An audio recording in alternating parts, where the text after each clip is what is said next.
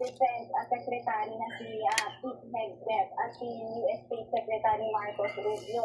Pero yung kanilang bilateral meeting ay gagawin naman sa July 22 sa susunod na araw. Okay, so ano yun? Sa umaga ba yun o sa afternoon yung meeting nila ni US President Donald Trump?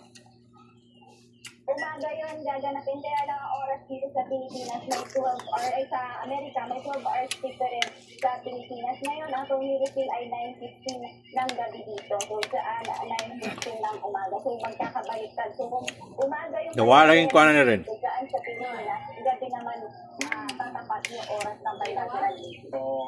So ngayon ay... Hanggang... Dili. Ayan na po yung klima dito sa Washington DC.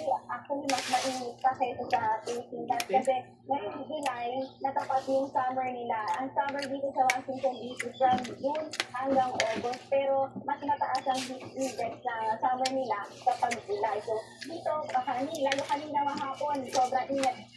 Alas 7 ng gabi na, pilit pa rin yung araw at maliwanag pa rin. Ngayon lang alas 8 ng gabi tumingin ng kaunti.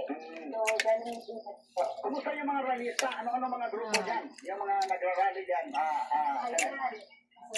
Yes, ayan yung mga rallyista dito kanina sumugod niya sa White House. Ito yung sumalubong kay Pangulong Marcos sa pagpunta niya sa Blair House. No? Nandyan yung Bayan USA, nandyan yung Gabriela, Migrante International, iba't ibang militanteng grupo sila na nagsama-sama para nga ipanawagan itong welfare o karapatan ng mga